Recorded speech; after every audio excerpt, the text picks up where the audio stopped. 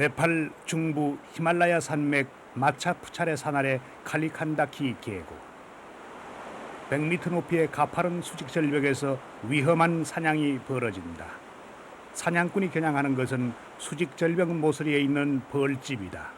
사냥꾼은 위태로운 사다리에 매달려 목숨을 건 고개를 펼친다.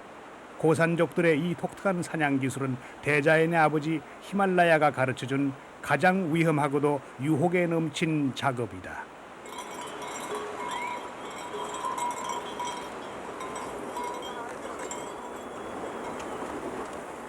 히말라야 서부 카그마라 계곡은 지구상에서 사람이 가장 살기 힘든 지역으로 꼽힌다. 소금 캐러번 일행을 만난 것은 그 카그마라 계곡에서였다.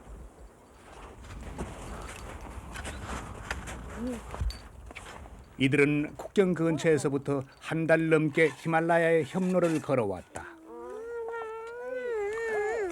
이동 중에도 아이는 태어나고 그 아이는 야크 때와 함께 설산과 고원을 이동하면서 성장한다.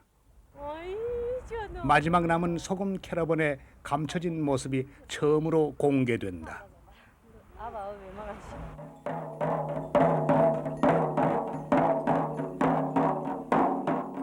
히말라야 동쪽 해발 4,000m 찰린코트 정상에 서면은 장대한 히말라야의 전면이 한눈에 들어온다. 신은 바로 이곳에 살고 있다.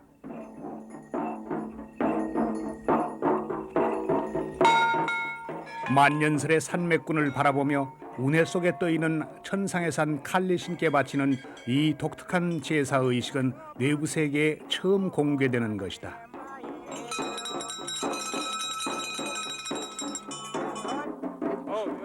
신은 인간 세계로부터 가장 먼 곳, 가장 높은 곳에 산다. 하늘과 땅, 신과 인간의 접경 히말라야. 그 속에 감춰진 사람들이 있다.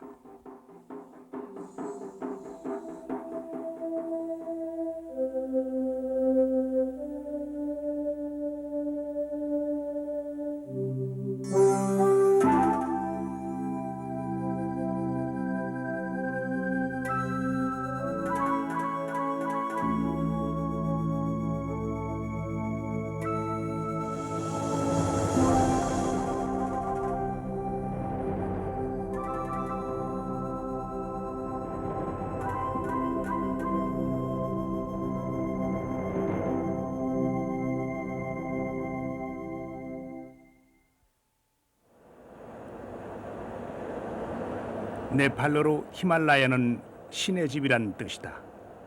빙설로 뒤덮인 채 하늘에 맞닿을 듯이 솟아있는 거대한 산맥은 인간의 발길을 쉽사리 허락하지 않았다. 1977년 9월 15일 한국인 최초로 고상도는 히말라야의 최고봉 에베레스트에 올랐다. 이후 히말라야에 오른 한국인은 170여 명. 히말라야 등정에 있어 한국은 세계 4위이다. 인간의 끝없는 도전으로 히말라야는 이제 인간 세상의 한 부분이 됐다.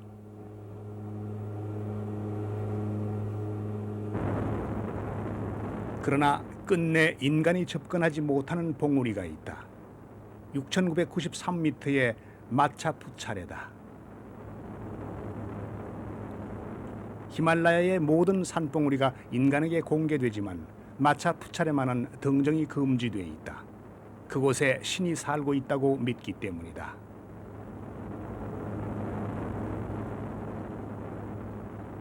날카롭고 가파르게 마치 1000개에 닿을 것처럼 우뚝 서 있는 산. 그렇다면 그 산자락에서는 어떤 삶, 어떤 세계관이 펼쳐지고 있을까? 그들의 삶을 통해서 정복되지 않은 신들의 성지 마차푸차레의 신비에 한 발자국 접근할 수 있을 것이다. 취재팀의 목적지는 마차푸차레 산록 바로 밑에 가장 깊은 골짜기. 자동차 도로는 1시간 만에 끝나버리고 이제부터는 걷는 일만 남았다.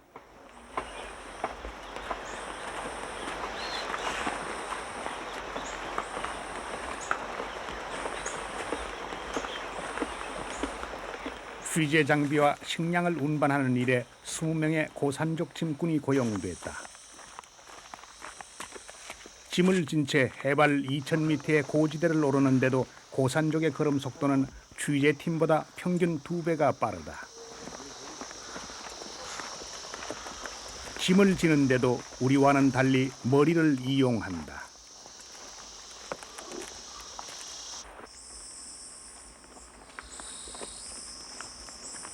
그렇게 걸어서 꼬박 하루. 첫 햇살이 찾아오는 마차푸차레와 안나푸르나의 얼굴을 대면한 것은 캠프에서 하룻밤을 보낸 새벽이었다.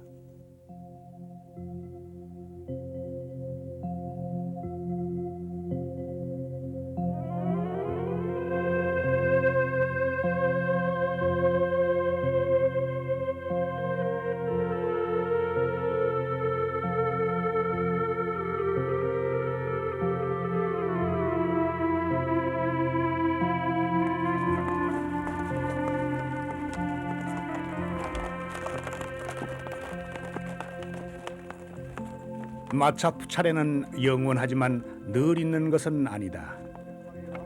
칼리칸다키 계곡에 들어서면서 그 신들의 산은 시야에서 자취를 감춰버렸다. 그 계곡의 가장 깊숙한 안쪽. 사람의 흔적을 발견한 것은 협곡 속의 능선에서였다. 걸어서 이틀 만의 일이었다. 가파른 계단식 경작지 끝에 있는 50여 호의 작은 마을 구른족들이 사는 란드룽이다.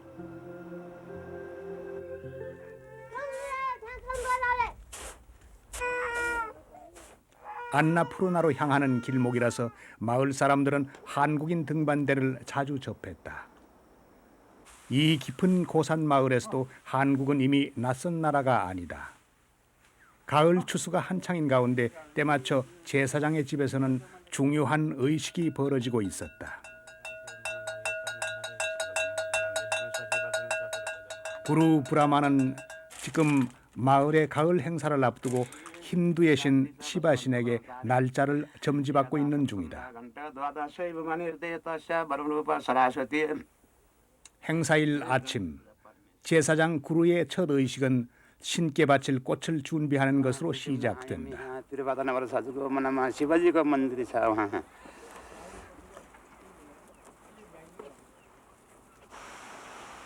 시바신으로부터 허락을 받아야만 가능한 작업. 그 작업은 마을 전체의 의무이며 성인 남자들만이 참여할 수 있는 것이다. 작업이 펼쳐지는 곳은 마을 아래 칼리칸다키 계곡의 100m 수직 절벽.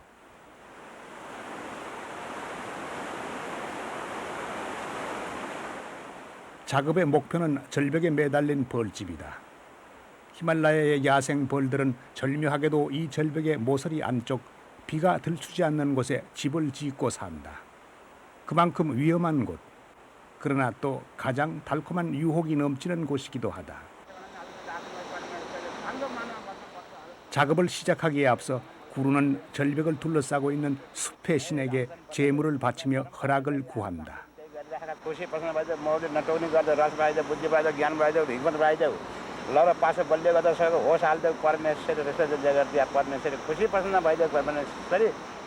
대나무에 기도를 드리는 것은 그만큼 대나무가 꿀 사냥의 중요한 도구로 쓰이기 때문이다.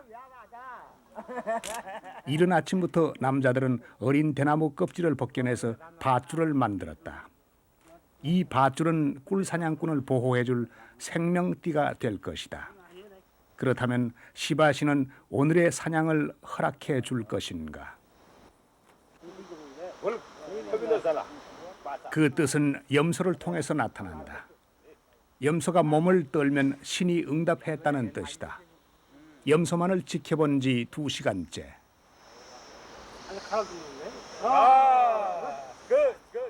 염소는 드디어 몸을 크게 떨어 신의 뜻을 사람에게 전했다. 이제 이 염소는 피를 좋아하는 시바신의 제단에 제물로 바쳐지게 될 것이다. 취재팀들이 눈을 돌리고만 이 현장에서도 마을 사람들의 표정에는 변화가 없었다. 윤회를 믿는 구른족들은 신께 바쳐지는 제물이 후생에서는 더 나은 신분으로 환생한다는 것을 믿는다. 이 죽음은 또 다른 환생인 것이다. 구른족은 조상 대대로 꿀사냥의 기술을 전수받아 왔다. 어쩌면은 이 사냥은 지구상에 남아있는 가장 오래된 사냥, 가장 위험한 사냥일지도 모른다.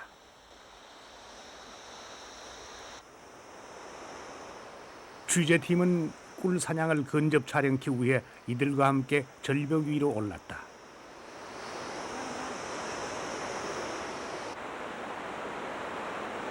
사냥의 도구라는 것도 지극히 단순해서 10년째 사용해오고 있는 대나무 사다리와 새로 만든 대나무 밧줄이 전부다.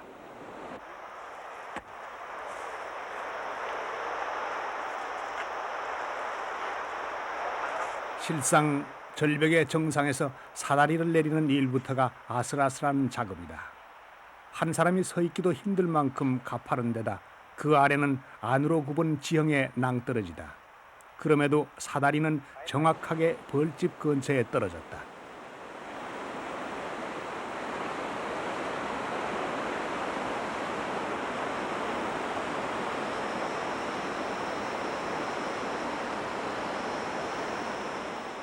란드룽의 꿀사냥꾼은 오직 이 한 사람뿐이다.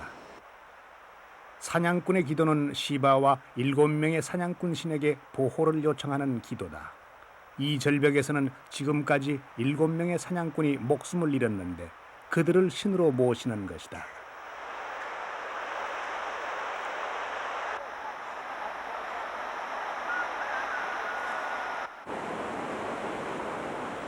죽음이 도사리고 있는 위태로운 절벽. 그 공포는 허공에 매달려 있을 때보다 생생해진다.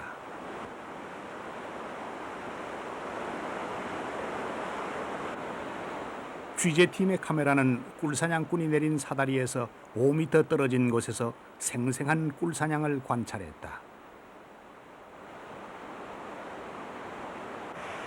벌떼들의 공격은 순간적으로 벌어졌다. 그러나 사냥꾼은 벌떼들의 공격을 용케 견뎌낸다. 이미 면역이 돼 있는 것이다. 벌떼들을 쫓기 위해서는 연기가 나는 풀꾸러미를 정확히 벌집 가장자리에 가져가야 한다.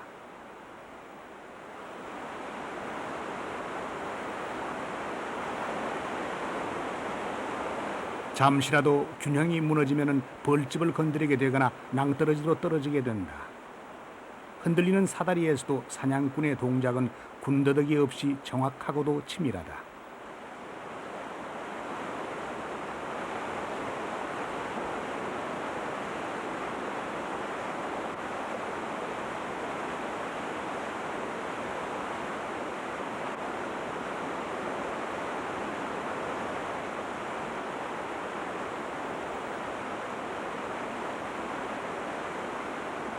벌떼가 연기에 쫓겨가면서 황금빛의 타원형 벌집이 드러났다.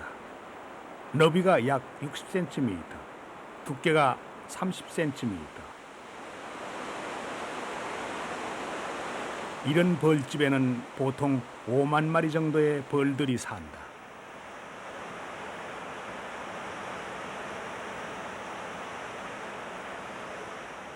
이제부터는 대나무 장대를 이용해서 벌집을 잘라내야 하는 일이 남았다. 꿀사냥꾼은 야생벌과 싸우는 사냥꾼이면서 고도로 숙련된 등반가여야 한다. 특별히 꿀사냥꾼이라는 표현을 쓰는 것도 이 때문이다. 드디어 벌집을 자르는 데 성공했다. 올가을 첫 번째 수확물이다.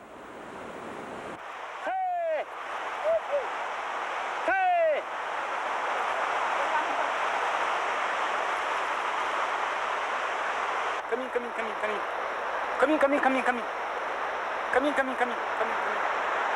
Yola Bayalo. What? Cara suruh ada kau. Very young. Sure. Hey.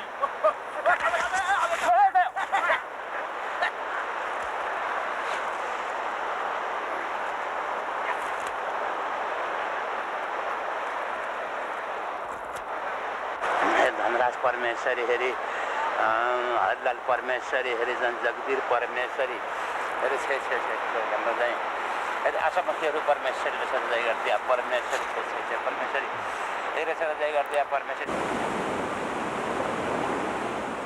첫 꿀이 신들에게 바쳐진 후에야 비로소 인간을 위한 꿀 사냥이 시작된다. 이 작업의 중심은 두 개의 막대다. 막대 하나는 벌집을 자르고 다른 하나는 대형 바구니를 받치는 데 쓰이는데 이 장대 하나만으로도 약 40리터의 꿀을 지탱할 수 있다.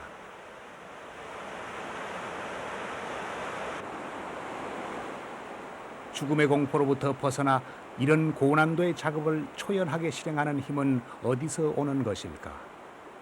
구른족들은 그것을 신의 가호라고 설명한다. 꿀사냥꾼은 신의 선택을 받은 사람이며 신의 은총 없이는 어떤 인간도 이토록 자유로울 수 없다는 것이다.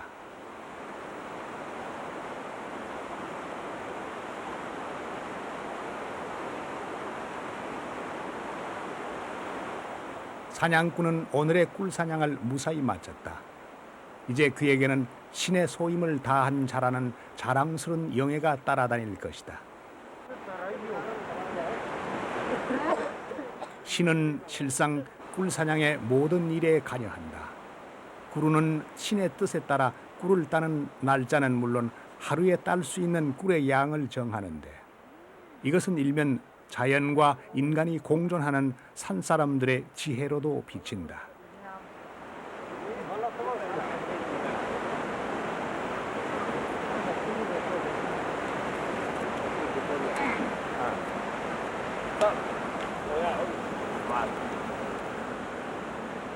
벌집은 걸음장치에 걸러지고 걸러진 꿀은 맡은 역할에 따라서 분배가 이루어진다. 이 부드럽고 달콤한 황금빛 꿀이야말로 춥고 혹독한 겨울을 나는데 요긴한 양식인 것이다.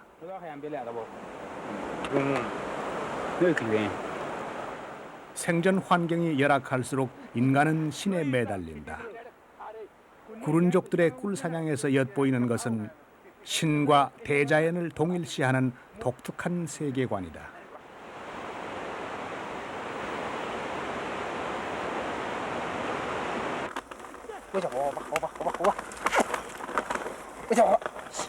산이 깊고 높으면 사람들의 생활 양식도 산을 닮아가는 것일까?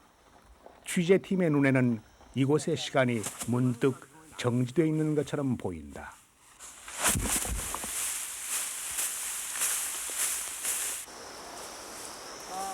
문명의 이익이라고는 없이 그저 노동력 하나만으로 버티는 추수 풍경이 느긋하고도 자연적이다.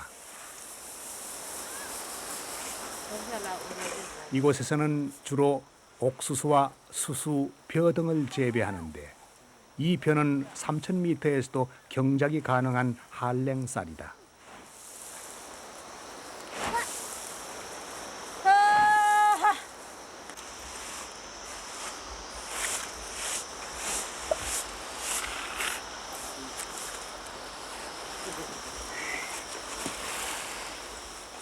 자연은 곧 신의 자식이고 자연의 모든 생명체는 신에게로 귀속된다.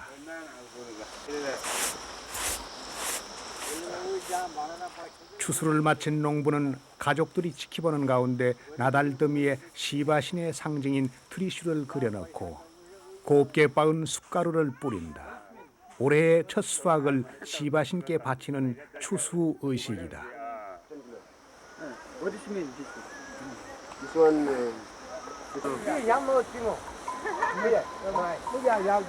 के गर्नु पर्ने एकदम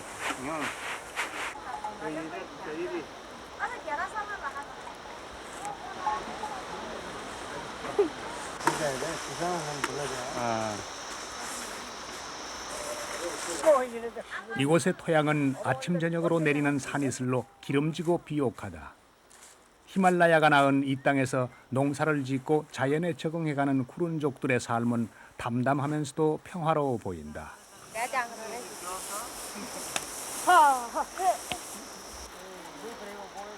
비록 외부 세계로부터는 고립돼 있지만 신을 향한 문만은 활짝 열려져 있다. 그리고 그 문은 산으로 통해 있다.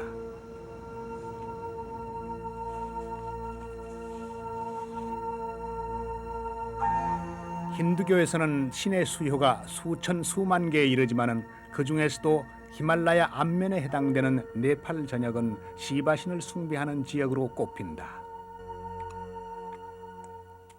히말라야 서부 해발 2,500m의 차리코트 마을. 같은 고산족이지만 랑드룬과는 달리 이 마을의 생활은 상대적으로 빈안해 보인다.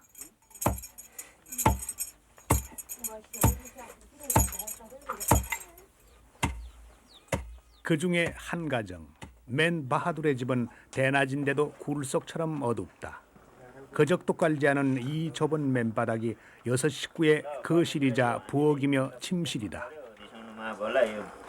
कुट्याम पर्यो भनेर कैलाशपतिले हाम्रो दुख पीडान भनेको हटाउनु गरिदियोस्। 바하둘의 아내는 15일 동안 심한 두통과 몸살 위통을 겪고 있다. 아내의 병을 고치기 위해 바하둘은 염소 2마리를 신께 바칠 작정이다.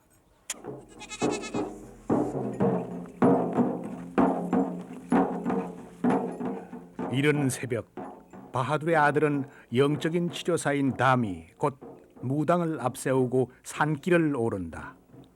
사당까지는 가파른 산길을 걸어서 꼬박 하루가 걸린다.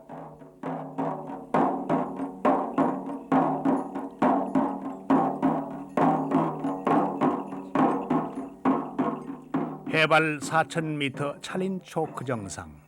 좁은 원추형으로 우뚝 솟아있는 이 산은 실상 네팔에서도 잘 알려져 있지 않은 숨겨진 봉우리다.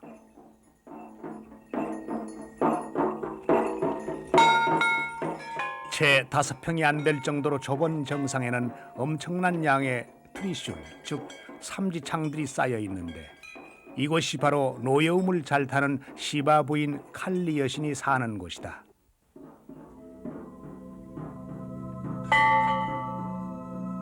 정상에 도착하자마자 어느덧 하늘에는 석양빛이 물들기 시작한다.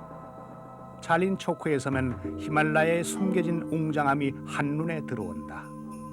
히말라야가 가장 은밀하고 아름답게 빛나 보이는 곳. 그래서 신이 사는 것일까?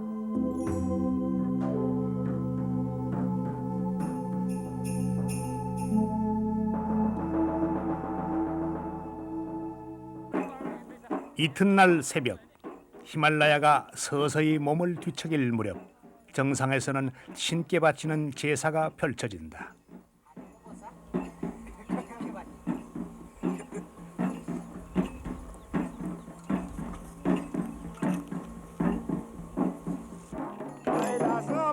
종을 흔들어 잠들어 있는 신을 깨우고 바하둘의 아들은 새로 가져온 트리슐과 제물을 바친다. 힌두의 여러 신 중에서도 사람들이 가장 두려워하는 신이 파괴의 신 시바와 노여움을 잘 타는 암흑의 신 칼리 여신이다. 어머니가 아픈 것은 칼리 신이 화가 났기 때문이다. 바하둘의 아들은 트리슐과 염소의 피를 바쳐 신의 용서를 구한다.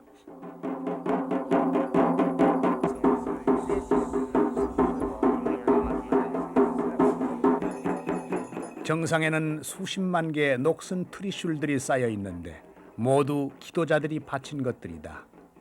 이 산에서 바쳐지는 염소의 수만도 1년에 4,000마리. 소박한 산사람들의 기도와 간구가 산을 이루고 봉우리를 만든다.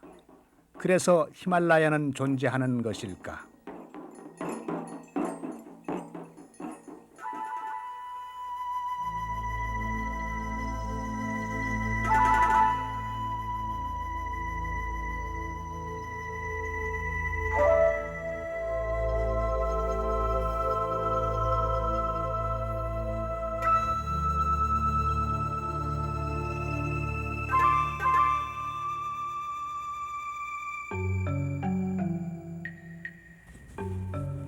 히말라야 산맥의 뒤편, 그 뒷모습은 어떤 것일까?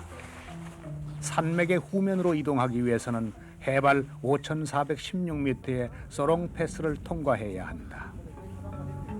취재팀이 고산병에 시달릴 무렵 눈에 띈 것이 히말라야 사냥들의 무리였다.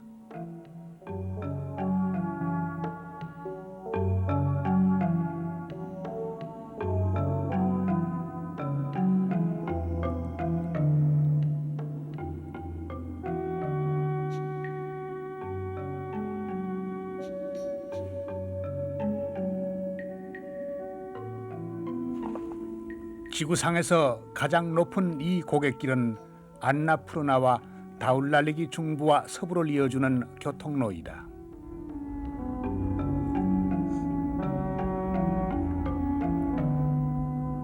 히말라야의 중심 눈과 얼음벽의 한가운데 서면 문득 발 아래 문명 세계가 피안처럼 멀어 보인다. 그만큼 지상은 멀어 보이고 천상이 가까워 보이는 경계선.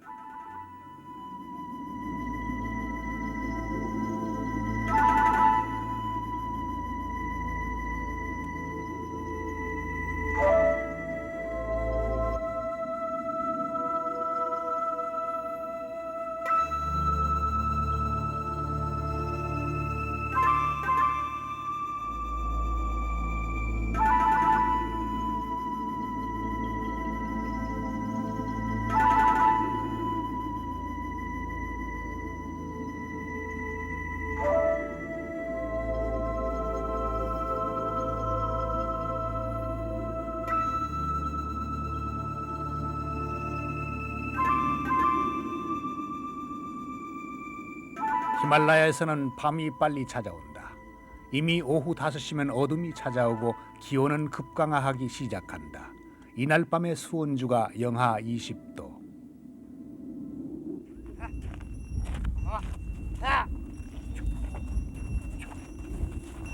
솔롱패스를 넘어 취재팀이 도착한 첫 마을은 마낭이다.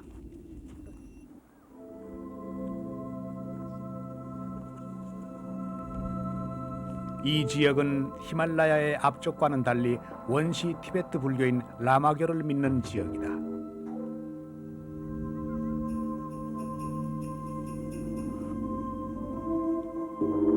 그러나 라마교의 절인 곰파는 텅 비어 있었다.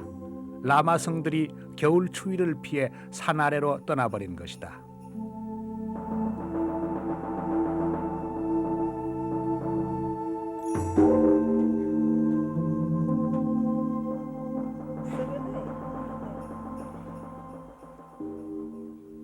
사람의 기척을 발견한 것은 한참 후 마을 돌집의 안마당에서였다.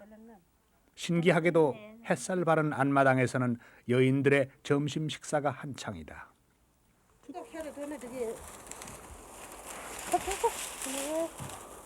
마낭의 집들은 가옥 구조도 특이하다. 통계단으로 이어지는 2층에서는 사람이 거주하고 1층에서는 염소와 야크 같은 가축이 산다. 이것은 바람과 추위로부터 가축을 보호하기 위한 방편인데 그만큼 마낭의 한겨울은 길고도 혹독하다.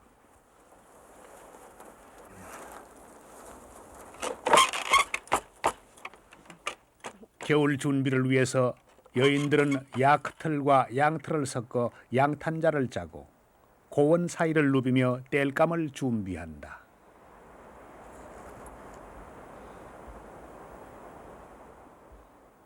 나무나 풀이 드물고 석회석 안반이 많은 마낭에서는 겨울철에 땔감을 구하는 일이 큰일 중에 하나다. 고원과 황무지, 혹독한 바람과 추위, 열악한 생활 조건은 사람들로 하여금 마음속에 신을 갈구하게 만든다. 올해 50살인 칸차라마의 집. 그의 하루는 라마의 경전이 들어있는 마니 위를 돌리면서 기도하는 것으로 시작된다.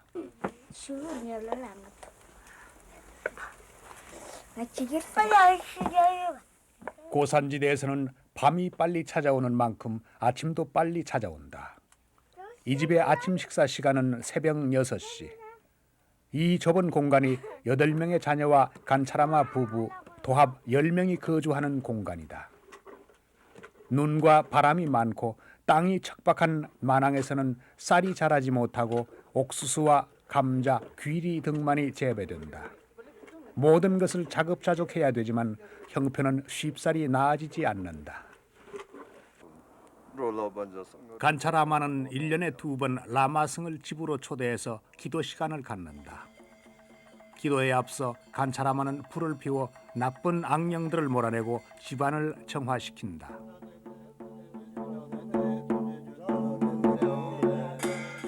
라마승들이 축원해주는 것은 이 집의 행복과 가축들의 번성이다.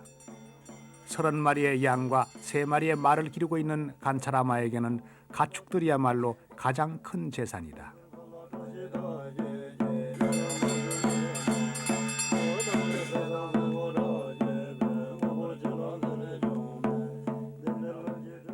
기도 의식이 끝난 후 제물은 까마귀에게 나누어진다.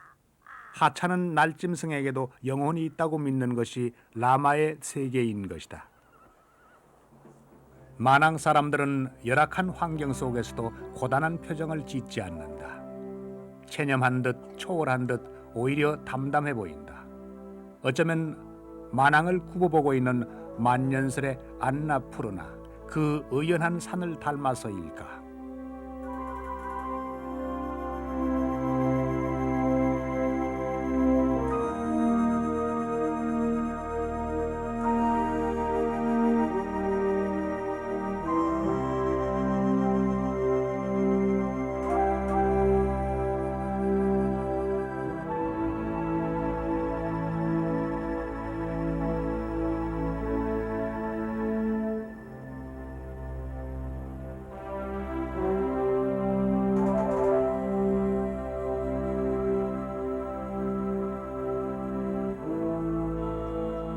히말라야의 서부 오지 카그마라 산맥으로 이동하는 길. 눈아래 보이는 황갈색 산맥군이 카그마라 산맥을 끼고 있는 돌포 지역이다. 히말라야 북부에 위치한 돌포는 1년 중 4개월은 지역 간의 통행이 불가능하다. 길이 없어 가장 가까운 도시에서도 걸어서 한 달이 걸린다. 헬리콥터의 종착지는 힌두와 라마의 접경 지역인 카이고온 마을. 취재팀이 깜짝 놀란 것은 한꺼번에 몰려나온 마을 사람들 때문이었다.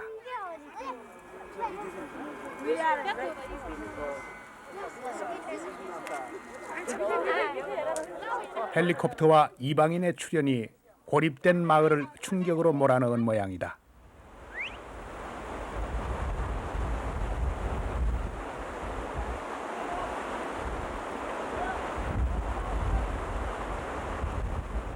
취재팀이 돌포 지역을 찾아가는 것은 혹시 소금 캐러밴 일행을 만날 수 있지 않을까 한가닥 기대 때문이다.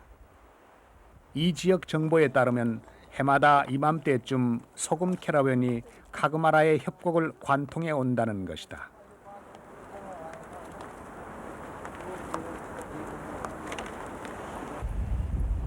그러나 그들이 언제 어느 길로 올지는 아무도 모른다. 취재팀이 예상한 기간은 열흘. 눈계곡과 암벽길을 무작정 걸으면서 누구를 찾아 헤매는 것처럼 막막한 일도 없다. 보이는 것이라고는 오직 눈과 계곡과 하늘뿐. 나중에 여기로 넘어가도록 여기하고 오다보니까 스타트에서 내려가고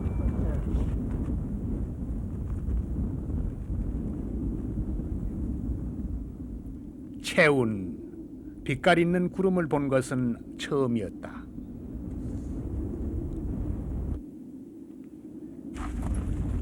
히말라야에서는 채운을 보면 행운이 온다는 속설이 있다지만 그러나 산등성이의 일기가 심상치 않다.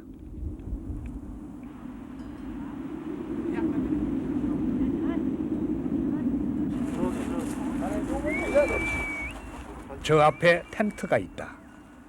포터가 낭보를 전해준 것은 해발 4,800m 카그마라 계곡의 중심에 도착했을 때였다. 걸어서 나흘 만의 일이었다.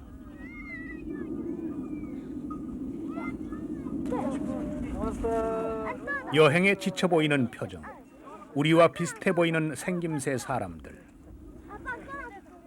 바로 취재팀이 찾던 소금 캐러밴, 바로 그들이었다. 이들은 티베트 근처 살당에서 소금을 싣고 한 달 넘게 세계에서도 가장 높은 협로를 걸어오는 중이다. 목적지는 후리코트. आएर एक महिना जान्छ कहिले कति एक दिन महिना जान्छ कति दिन अगाडि यहाँ आउनु भएको एक महिना भयो एक महिना भन्दा हुन्छ 몇 명이나 여기 왔습니까? कतिजना आउनु भयो 8जना 8명 왔어요. 가족이구나 보니까. 네, 이제 이 살당은 상당히 먼 거리인데 살당에서 왜 이곳까지 오셨어요? 살랑 त्यति टाढो छ होइन 살랑बाट यहाँ किन आउनु भएको भनेर सोध्नुभयो उहाँले तपाईँहरू यहाँ डुङ्न आएको 어? बस्न आएको बस्न आएको 저기서 살기로 얘기 왔대요. 저기 추우니까 너무 추워서. 너무 추워요. 혹시 소금 같은 거 가지고 온 거 있으세요? 그눈 लिएर आउनु भएको छ? 좀 그래, 보여주시겠습니까 소금? हामीलाई अलिकति देखाइदिनुहुन्छ? नुन निकालेर देखाइदिनुहोस् न. देखाइदिएकुना 저게 소금입니까? खोलेर अलिक देखाइदिनुहोस् है.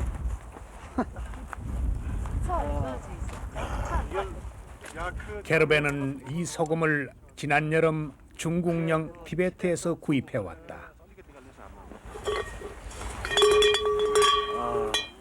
티베트 트라비에차카 소금 들판에서 캐낸 이 소금은 돌처럼 단단한 암염으로 짜면서도 깊은 맛이 특징이다. 이걸 가지고 여기 먼 거를 왔네. 이걸 팔러 오신 거죠 지금? 이렇게 배스 나오는 거고요. बेच्ने बेच्ने 그래요. जुम्लामा बेच्छ 줌 나가서 파신다고? 네. 그럼 줌나까지 가는 동안 우리 좀 따라갈게요. 줌라섬만 जाँदाखेरि हामी पनि सँगसँगै जान्छौँ भन्नुहुन्छ. 괜찮대요. 나마스테. 동행을 허락받은 그날 밤 카그마라 페디의 추위는 뼛속을 파고드는 것이었다. 저녁 무렵의 기온이 영하 20도.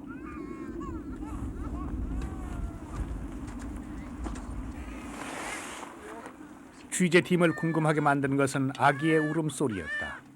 이 혹한 속에 아기가 있다니. 이 아기는 놀랍게도 태어난 지 20일밖에 안 됐다. 이 텐트 주인의 부인인 산모는 이동 중에 아기를 낳아 핏덩이를 안고 히말라야의 험로를 걸어온 것이다. 이 텐트 안에는 모두 8명의 가족이 산다.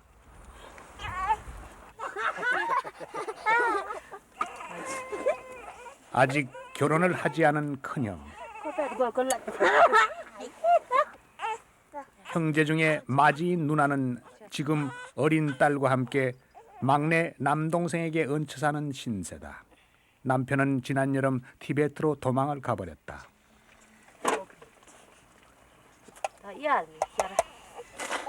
이 가족을 이끄는 실질적인 주인은 갓난아기의 아빠와 8살 된 그 아들이다.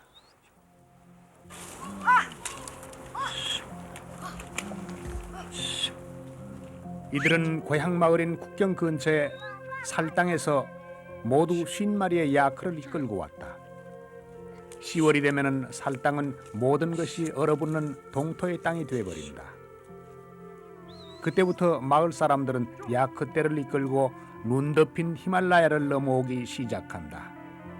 소금을 싣고 오는 것은 이동 중에 먹을 곡식과 바꾸기 위해서다.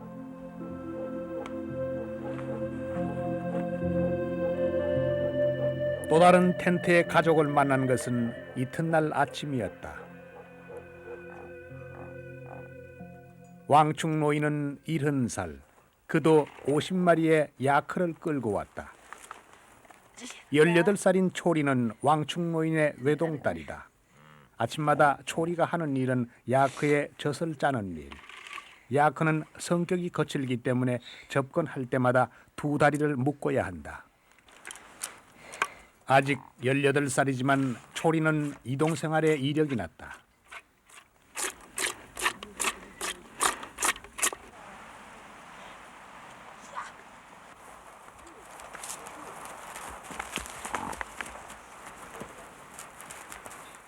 해마다 히말라야를 넘어오면서 어느덧 젖먹이에서 처녀로 성장한 것이다.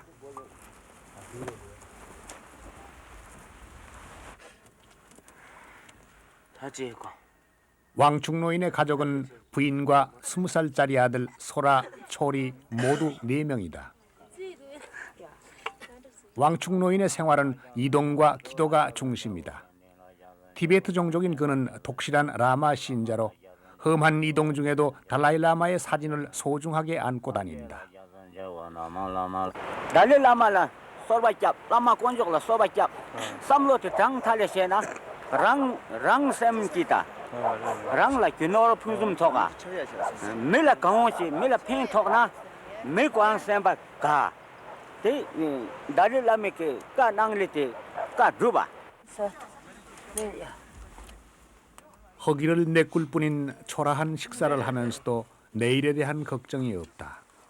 그 뒤에 있는 것은 신의 존재다. 신은 대자연의 위협으로부터, 굶주림과 질병으로부터 가족들을 보호해 줄 것이라고 믿는 것이다. 대상의 행렬에서는 남녀의 구별, 작업의 구별이 없다. 누구나 자기 몫의 일을 해내야 한다. 걸음을 못 따라오는 아이는 아예 야크 등에 꽁꽁 묶어버린다. 출발 준비가 끝나면 야크의 리더인 로바의 귀에는 황금빛 라마기가 꽂히고 출발 의식이 펼쳐진다. 야크 떼들이 로바의 말을 잘 듣도록 신의 가호를 비는 기도다.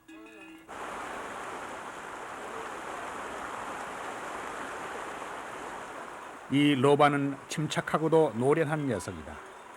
길이 없는 카그마라 계곡에서는 길을 만들어가면서 이동해야 하는데 이 녀석은 본능적으로 길을 만들어갈 줄 아는 것이다.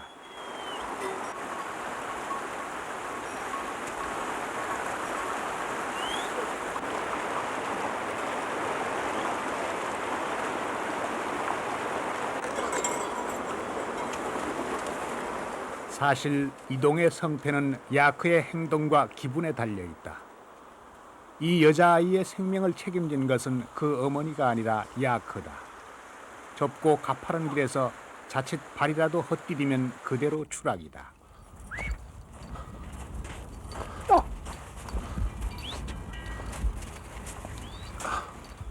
노인은 어린 시절부터 위험한 대상의 운명을 몸으로 익혀왔다. 힘든 길을 걸을 때마다 그가 찾는 것은 절대자의 이름이다. 대파 물고 제나 대랑게 동안데 나탄게 시기레스 강알오나 시투기레스 된시고 다 대시에 나탄게 다 독보시거나 강이나 기포시거나 달라마탄 라마 권적 선볼 착탈로세 독보시거나 나탄게 라마 권적 선볼 착탈로세 기독강 레기독강 좀 나탄게 권적을 서바자게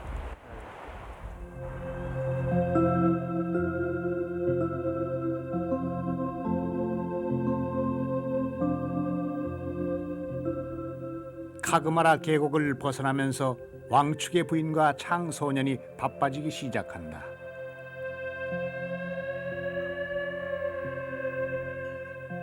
드문드문 보이는 풀을 찾아 야크떼가 삽시간에 흩어지기 때문이다. 창의 나이는 불과 8살.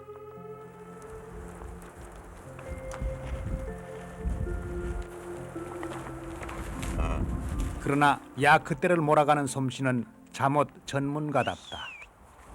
야크를 몰려면 10여 미터 앞에 가는 야크의 엉덩이와 뿔에 돌멩이를 정확히 맞춰야 된다.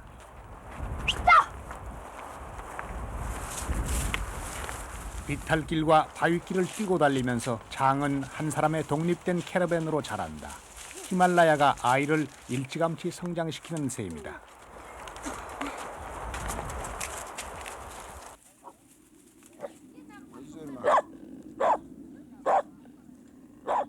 텐트를 칠 수 없는 비탈길을 만나자 왕충노인은 단호히 노숙을 결정해버렸다. 취재팀이 동행한 3일째 새벽, 캐러밴의 하루는 왕충노인의 기도로 시작된다.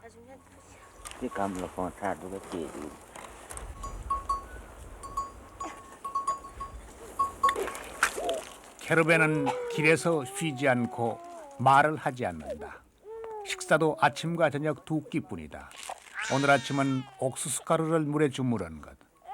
캐러밴의 아이들은 용케도 이동 생활의 고달픔과 굶주림에 적응해 나간다.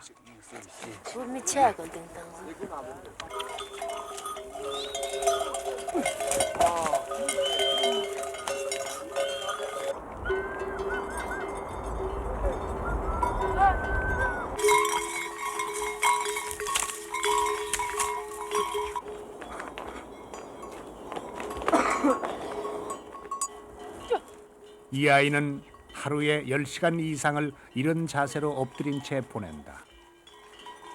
용변을 보기 위해 중간에 아이를 내려놓는 적도 없다.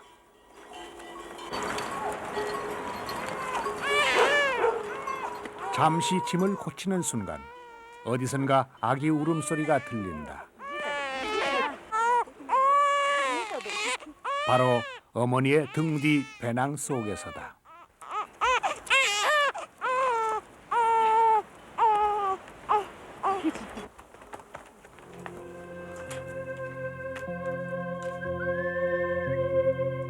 힘 좋은 야크도 한 달이 넘는 이동에 지쳐버렸다.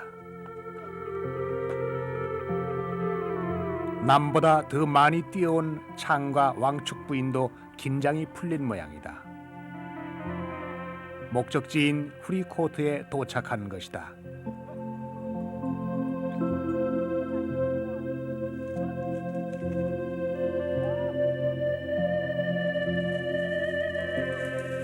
해발 3,200m의 후리코트는 야크의 성장 한계 지역이다. 야크는 3,000m 아래에서는 살지 못하는 고산 동물이다. 해마다 후리코트를 찾아오는 것도 바로 그 때문이다.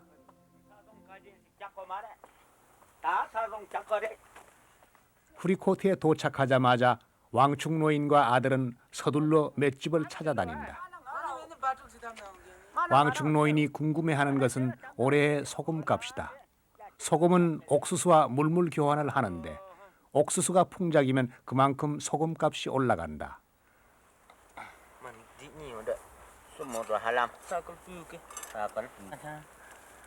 올해는 소금 한 그릇에 옥수수 3그릇, 1대3의 거래가 이루어질 것 같다. 이 정도면은 대만족이다. 잘해. 다 타래 또. 그래? 에이, 말해. 언덕. 예. 쌈 라면도 내 동안장 lep게 공 뒤쪽으로 게. 당에 그림 밭에 나무 쌈바라 렌지. 야야. 야. 단단가 팔라도 약라 탁주면도. 다한테는 쌈라. 야야. 대쌈라 고갈 걸 렌지. 그리고 따로 감상시야. 맡겨둔 옥수수는 이곳에 사는 동안 필요할 때마다 수시로 찾아갈 것이다. 일행은 마을에 돈을 주고 주거지역과 목초지를 빌렸다. 이동의 성공을 감사하는 라마기가 꽂히고 개울가 아늑한 곳에 두 가족의 텐트도 자리를 잡았다. 드디어 막을 내린 총 40일간의 이동.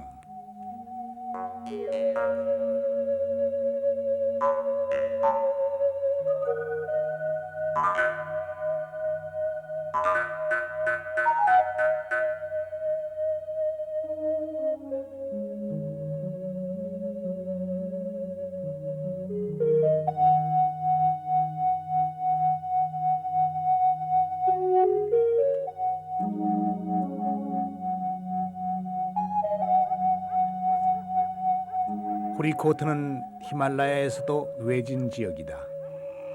가장 가까운 도시로 나가는데도 나흘을 걸어가야 한다.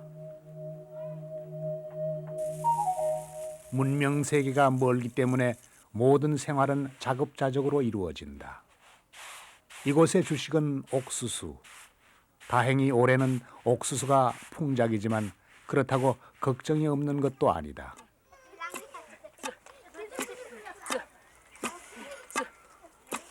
히말라야의 산자락에 살면서도 이 지역에는 땔감이 귀하다. 온 식구가 땔감 마련에 나서지만 겨울을 나기에는 턱없이 부족한 실정이다.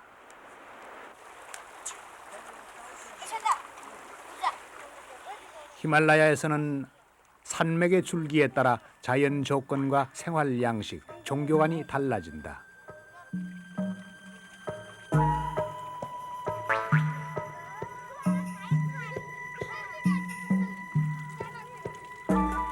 이 마을에서는 힌두와 불교, 샤머니즘이 섞여 있는데 특히 자연 숭배 사상이 강하다.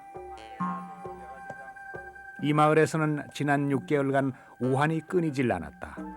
마을 사람 4명이 숨졌고 프라샤드는 소 한 마리를 잃었다. 거기에 프라샤드의 아이들과 아내마저 병중에 있다.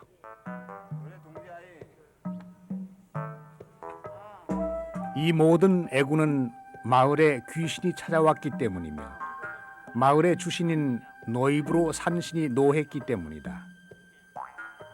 하지만 그에게는 신께 바칠 염소와 음식을 마련할 돈이 없다. 그래서 공리한 것이 염소 인형과 겨자씨다.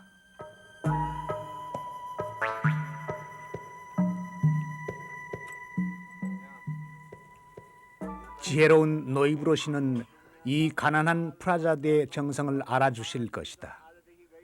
사실 그는 해마다 노이브로 신을 위해 제사를 바쳐왔지 않은가 말이다.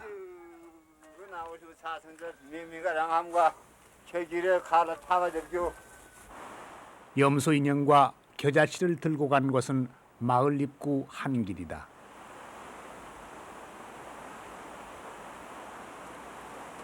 악령은 분명 이 길을 통해서 들어오고 나간다. 아바데기 바네 로디드 오르비드 게이 두두 다그도나 베스 게이yes 사무 따라서 봐봐 아이yes 허이 예 두이 틴 사르 팟 초 사트 앗 노 토이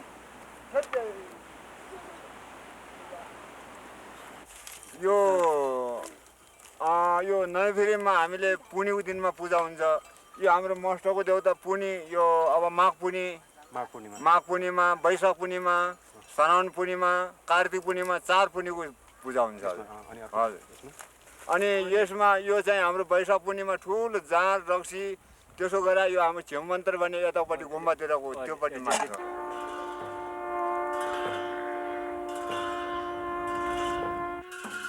급기야 마을의 곰파에서 신을 달래는 의식이 펼쳐진다. 노이브로 산신과 악령의 대결이 벌어지는 이 의식에서도 라마와 힌두, 자연 숭배 사상이 섞여 있다.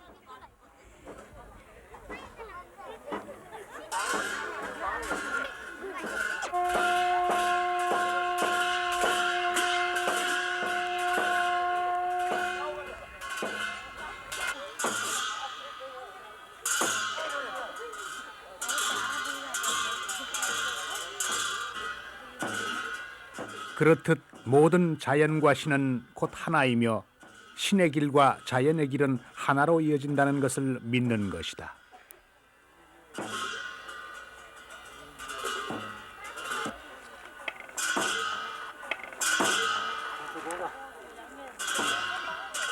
브리코트 사람들은 마을을 둘러싸고 있는 3개의 설산을 신으로 여긴다. 사실 지난 6개월 동안 마을 사람들은 흰 깃발을 꽂아 악령을 몰아내려고 애써왔다.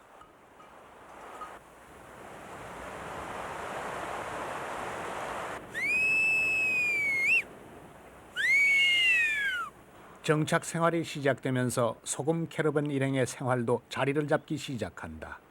야 그때는 한가롭게 목초지를 누비고 창의 얼굴에도 아이다운 천진스러움이 배어나온다. 그러나 위험이 없는 것도 아니다. 간밤에 왕축은 야크 2마리를 잃었다.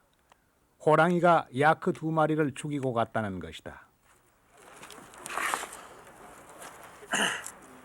이제 이 야크 고기는 가족들의 겨울 식량으로 요긴하게 쓰일 것이다.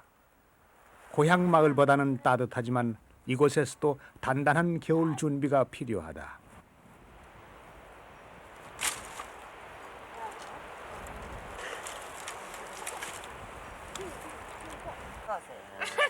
겨울에 살아남는 일이야말로 소금 캐러밴에게는 생존의 이유인 것이다.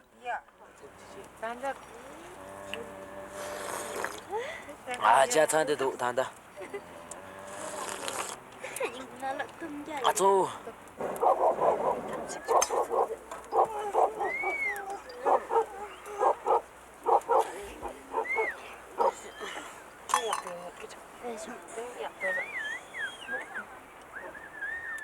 소금 캐러밴과의 동행 마지막 날, 하산을 앞둔 취재팀에게 초리가 고장난 라디오를 내밀었다.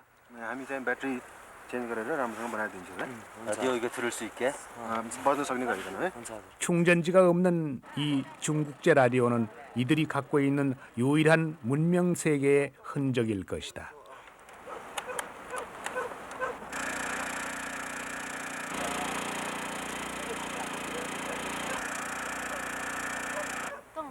이제 बजार हेर 똥로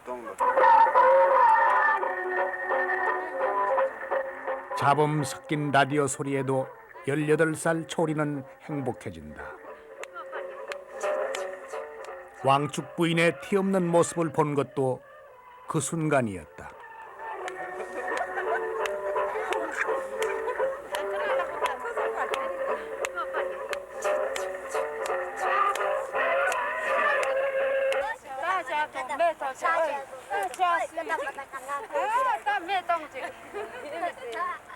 이제 이들은 히말라야에 꽃이 피는 5월이면 고향 마을 살당으로 돌아갈 것이다.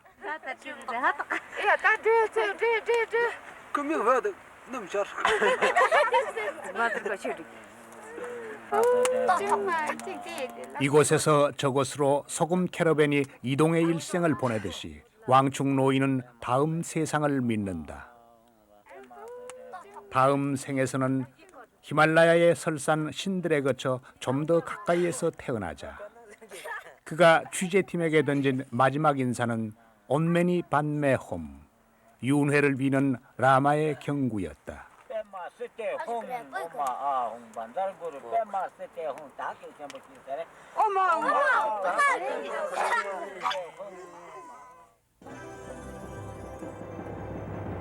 히말라야, 네팔어로 신이 사는 거처라는 뜻이다. 그리고 그 속에는 신을 닮은 사람들이 살고 있었다.